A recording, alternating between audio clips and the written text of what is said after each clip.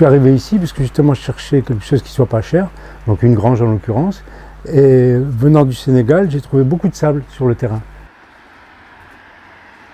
On est, je pense, sur une dune, puisque si on marche un peu, là on fait 200 mètres, il y a une descente à peu près de, pareil, quoi, peut-être de, justement 200 mètres, il y a une petite rivière, etc. Et ici, c'est vraiment protégé des inondations, même quand il y a eu les terribles abats d'eau il y a 1 an et demi, 2 ans, là, ici, jamais j'ai eu une goutte d'eau qui a stagné.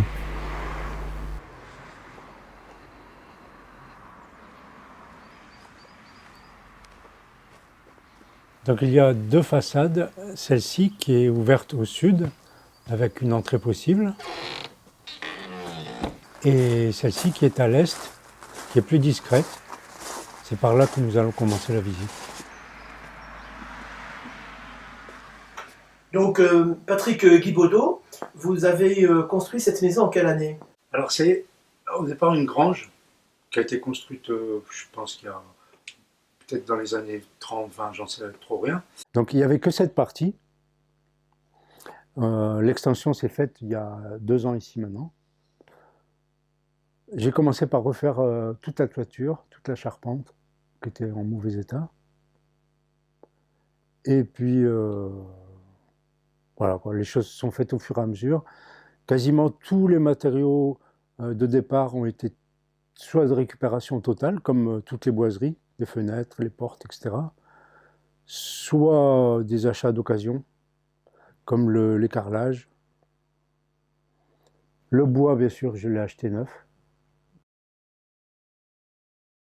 Le bois de plancher, le bois de maintien des isolations, donc isolation tout en paille. Et voilà, pour l'instant. Là, c'est la véranda salon.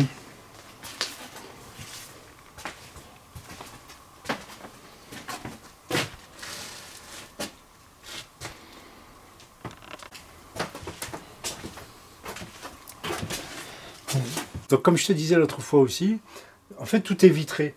C'est-à-dire, ça, on enlève le tissu qui est derrière et on a vision jusque tout au fond. Puisque dans chaque pièce, il y a le même système. Parce que l'idée, c'est justement de pouvoir remettre cet espace qui est séparé en 3 chambres en un seul lieu, quoi. Et ici, pareil. Sur toute la longueur, tout est vitré. Donc là, on est dans la salle à manger, salle de séjour. Atelier d'hiver. Ouais. D'accord.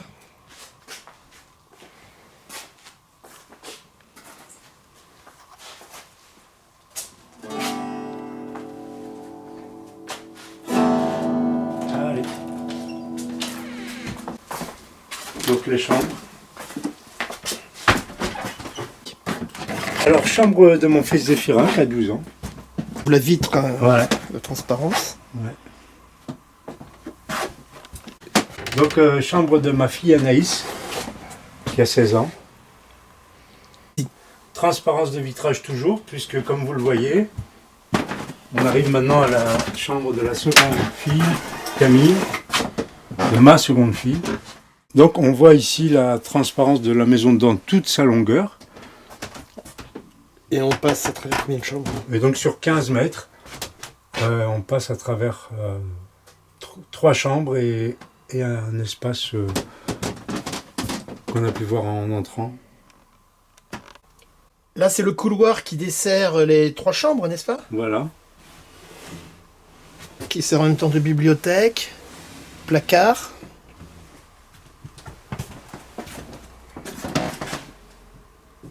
Ici, c'est la chambre des adultes, des parents. Donc il y a une chambre double ici. Et une mezzanine avec un lit double aussi, là-haut. Et donc là-haut, la mezzanine, qui est aussi une chambre d'amis.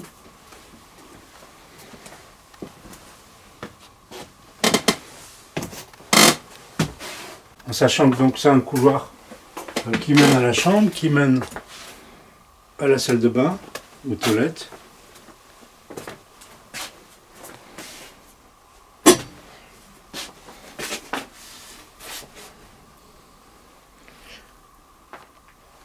Alors, ce sont des toilettes sèches?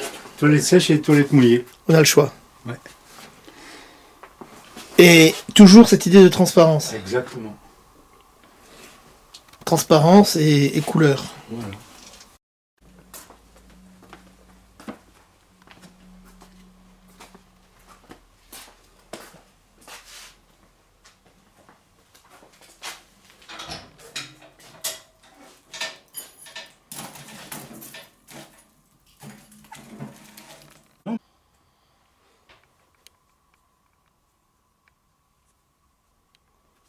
Et alors, quel était le budget vous arriviez d'Afrique, vous dites, donc très peu de budget peut-être? Et donc au niveau du budget, j'ai essayé à un moment de noter ce que je dépensais, donc pour le bois surtout, et puis j'ai vite laissé parce que c'est pas mon histoire de compter. Donc je pense que j'ai dû mettre peut-être 25 000 euros de bois, d'achat de matériaux divers, quoi. Ce qui fait, somme toute, une maison... On va dire une maison originale à 60 000 euros, quoi. Je vois que la maison utilise des carreaux, des girondes. C'est quelque chose qui est assez cher comme matériau? Non, d'occasion, non. Non. Non. Parce que j'ai racheté tout un lot de carreaux complètement différents. Il y a aussi des briques réfractaires. Enfin, c'est vraiment un peu... Les carreaux en grès ont été donc achetés d'occasion. Voilà, tous. Et vous m'avez dit qu'il y avait un atelier. Vous faites quoi comme métier? Alors, moi, j'étais animateur d'ateliers de calligraphie, en général. Mais je m'intéresse depuis toujours aux signes. C'est pour ça que j'ai fait aussi, en parallèle, des études d'anthropologie, d'animation socioculturelle, voyager en Afrique, etc., etc. Puisque pour moi, même les Pygmées, même les Touaregs font de la calligraphie. Alors que pour beaucoup de gens, ça doit être un cadre très strict. Et vous êtes plasticien, quoi, à l'origine? Alors au départ, j'ai fait une école de bijoux contemporains à Vitrolles. Et ensuite, j'ai essayé un peu la fac d'art plastique, mais j'ai eu tellement de difficultés que j'ai laissé. Donc plasticien, le mot me déplaît, parce que la plastique me parle pas beaucoup. Les matières encore moins, même si c'est bien utile. Mais là, quand j'ai visité votre maison, là, j'ai vu beaucoup de tableaux, de dessins. Vous achetez, vous êtes collectionneur? Plutôt fabricant. Ah, vous êtes artiste donc. Voilà, on va dire, ouais, on peut dire ça, dans le sens où l'art ne veut rien dire, quoi. On l'appelle comme on veut. Oui, vous composez des œuvres qu'on va, par exemple, comme ce tableau là sur lequel je fais le point. Donc, ce sont des tableaux, des peintures. Vous êtes peintre. Cette maison est très colorée d'ailleurs. Oui. C'est une volonté. Oui. C'est une volonté de votre part, non? Tout à fait. Un hasard. Tout à fait. Tout à fait. Et l'idée de transparence? Pareil, c'est pour justement choper le maximum de lumière et de couleur. Donc, ce qui manque beaucoup ici. Ce qui vous intéresse, c'est de jouer sur la lumière à travers cette maison. Voilà. Les différentes irisations de lumière avec la couleur, et puis ce jeu de porte-fenêtres et de transparence qui permettent de faire venir une lumière qui fait réagir les couleurs. Tout à fait. Mais aussi vos tableaux peut-être. Tout à fait. Et de la même manière, souvent, j'ai pas encore réussi à aller jusqu'au bout de ce projet, mais souvent j'essaie de faire des choses qui soient visibles, on va dire, sur un premier abord à plat, et ensuite par transparence, c'est-à-dire on découvre d'autres choses en les mettant sur une vitre ou sous une lumière. D'accord. Donc maintenant, comme j'ai plus d'atelier de calligraphie, je vais me consacrer surtout à toutes ces choses que j'ai commencé donc en 87-88, mais sur lesquelles j'ai jamais passé beaucoup de temps. Vous avez passé beaucoup de temps à la construction? Oui, je peux dire oui. Mais c'était en même temps une belle aventure, quoi, parce que moi qui connais rien à la charpente et tout ça, j'ai regardé comment c'était fait, puis j'ai essayé de refaire plus ou moins pareil pour ce qui est des choses, on va dire, sérieuses au niveau efficacité et que ça soit solide. Et puis après, pour tout ce qui est déco, là, par contre, je me suis permis de faire un peu, notamment ce passage-là, et des amis architectes sont passés, ils m'ont dit, oh, mais qu'est-ce que c'est, jamais vu ça. Bon, ça tient, ça fonctionne bien. Et, et des corps de métier comme la plomberie et l'électricité? Ben, la plomberie, pour moi, c'était tellement proche de la bijouterie que ça a été facile. Et puis l'électricité, ben, là, par contre, ça m'a demandé pas mal de temps. Et puis j'ai demandé conseil à des gens qui s'y connaissent, quoi. Notamment pour trouver la masse, pour trouver comment ça s'appelle, la mise à la masse, la mise à la terre de la maison.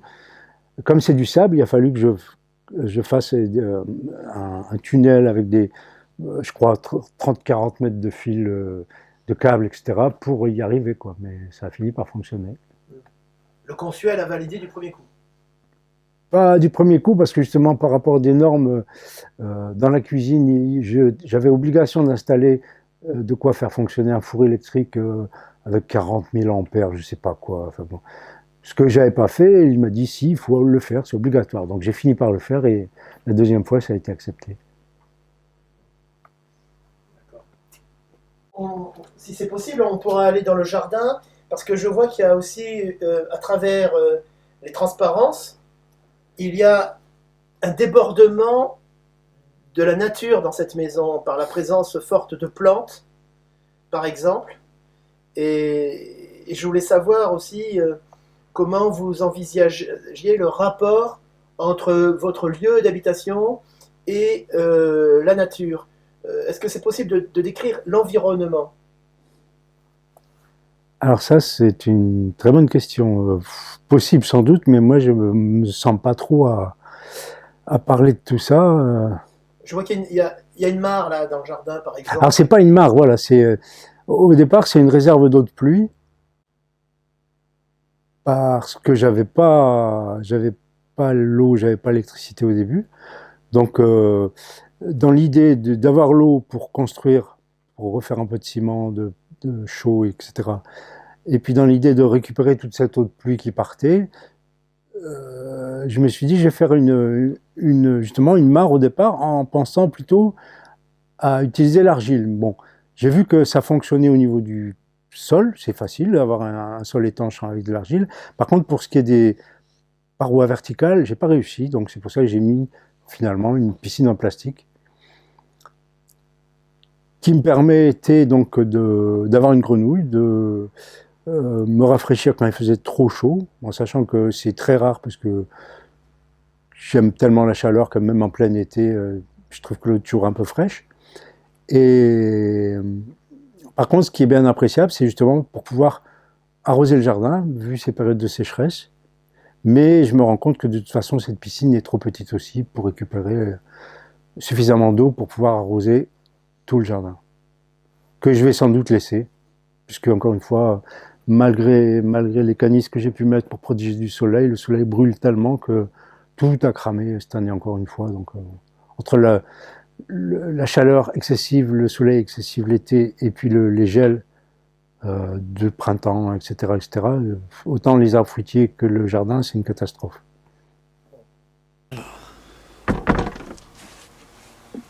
Alors qu'est-ce que c'est que ce bâtiment-là, ici? Alors là, c'est mon atelier. Donc c'est la dernière partie qui a été construite l'an dernier, que j'ai commencé à utiliser un peu déjà au mois d'août-septembre.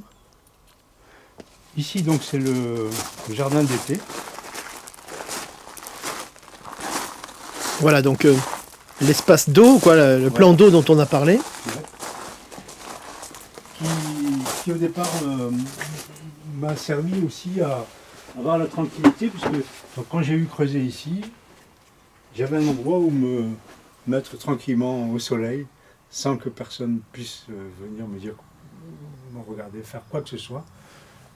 Et puis au départ, il faut savoir aussi qu'il y avait derrière des arbres qui étaient à 5 mètres, qui faisaient, enfin comme tous les pins, qui étaient déjà très grands, qui ont été coupés il n'y a pas très longtemps. Donc là, on est à l'ombre ou au soleil ici? Alors on est en plein soleil, sauf qu'avec le nouvel atelier, donc il y a un peu d'ombre. Oui. C'est en plein soleil, c'est pour ça que je vais quand même couvrir un peu avec des canisses ou quelque chose. Donc on est dans un trou qui fait 1,50 m de profondeur. En voilà. fait. Voilà. C'est un jardin où il y a du... Il faut savoir aussi que toutes ces pierres qu'on peut voir là, qui sont des pierres taillées par un gars qui voulait justement acheter au départ la grange et qui avait justement mis de côté plein de pierres que j'ai réutilisées moi d'une autre manière. Là par exemple c'est à l'envers, mais ça me plaît bien. D'accord. Et cette autre cabane là au fond? Alors ben, c'est une cabane qui sert à ranger les vélos, motos et bricolage. D'accord. Donc c'est une sorte d'appentis quoi. Ouais. Ici donc une petite terrasse orientée au sud. Ouais. Donc un appentis. Et là je vois qu'il y a une sorte de treille. Voilà, qui servait justement, que j'ai installé l'été dernier pour essayer de protéger un peu les plantations, mais ça n'a pas servi à grand chose. Donc avec un système goutte à goutte. Ah, il y a un réservoir, une sorte de petit château d'eau là. Exactement.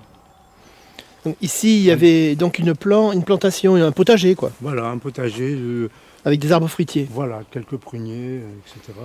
Et donc une toiture à claire-voie. Voilà, pour essayer de briser un peu l'ardeur du soleil. Mais encore une fois, l'efficacité n'est pas vraiment au rendez-vous. Faut dire que cet été a été particulièrement chaud.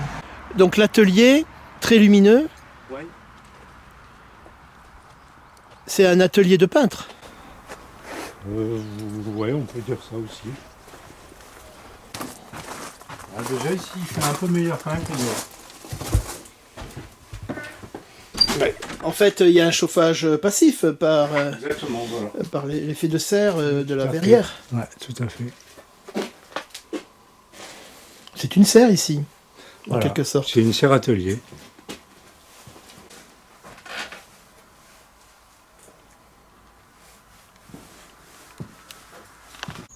Est-ce que on peut considérer aussi cette maison comme une œuvre d'art elle-même? Alors ça, c'est vous qui le dites. Oui, bien sûr, tout est possible. Encore une fois, l'art, c'est ce qu'on appelle ainsi. Oui, en toute forme de vanité. Hein, je veux dire. Exactement, c'est pour ça que je dis, pourquoi pas... oui, c'est une maison que j'ai pas faite dans l'esprit de pouvoir revendre pour que ça soit joli, esthétique, machin. Je l'ai faite selon, d'abord, mes moyens financiers, ensuite ce que je récupère, ensuite, comme je suis plutôt feignant, si il s'agit de pas se fatiguer à casser un truc qui servirait à rien d'être cassé, je le ferai pas, quoi.